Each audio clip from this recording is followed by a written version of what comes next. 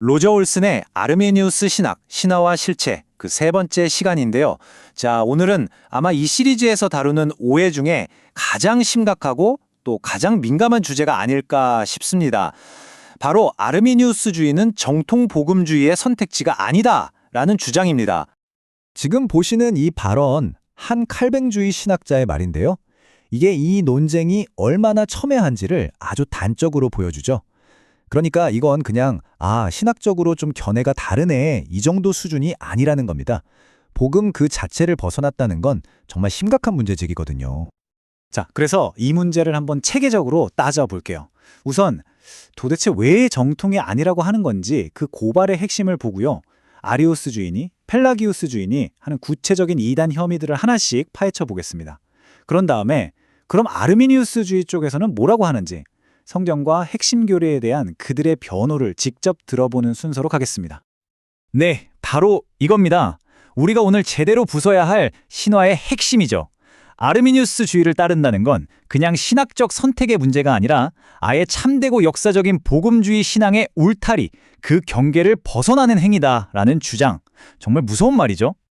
근데 여기서 좀 흥미로운 지점이 있어요. 비판하는 쪽의 목소리가 다 똑같지는 않다는 겁니다. 어떤 분들은 신학적으로 동의는 안 하지만 그래도 아르미니우스주의자들은 그리스도 안의 형제지. 이렇게 좀 온건한 입장을 취해요. 그런데 또 다른 한편에서는 아니다. 그건 복음 자체에서 심각하게 벗어난 거다. 라면서 훨씬 더 날카롭게 선을 긋는 거죠.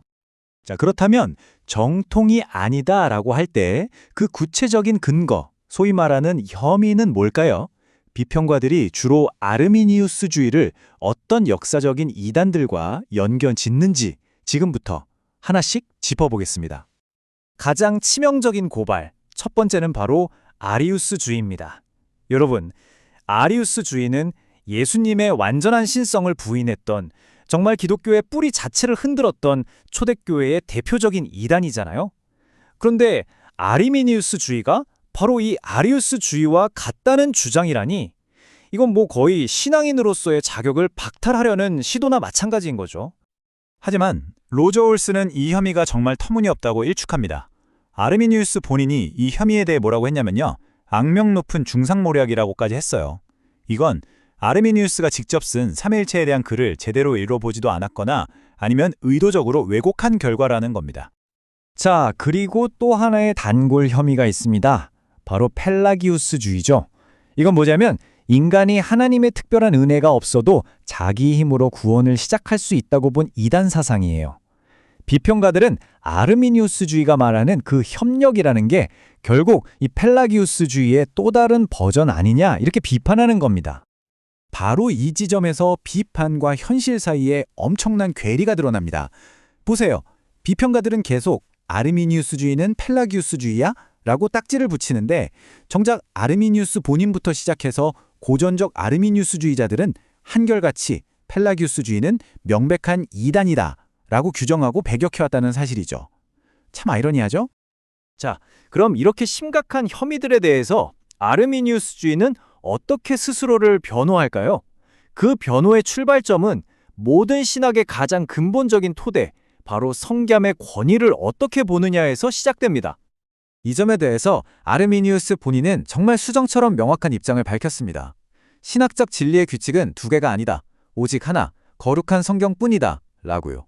그러니까 교회의 전통이나 그 어떤 신앙 고백보다도 성경이 최우선이고 유일한 기준이라는 걸 못 박은 거죠. 그리고 이 오직 성경 원칙은 그냥 아르미니우스 혼자만의 생각이 아니었어요. 그의 후계자인 에피스코피우스, 또 감리교를 창시한 존 웨슬리, 그리고 19세기, 20세기를 거쳐 현대에 이르기까지 이 원칙은 고전적 아르미니우스 신학의 역사를 쭉 관통하는 아주 핵심적인 기둥과도 같았습니다. 자, 이렇게 성경을 최고의 권위로 인정하는 관점을 바탕으로 아르미니우스주의가 기독교 신앙의 가장 핵심이라고 할 수 있는 하나님과 그리스도에 대해서는 과연 어떻게 고백하는지 한번 들여다보겠습니다.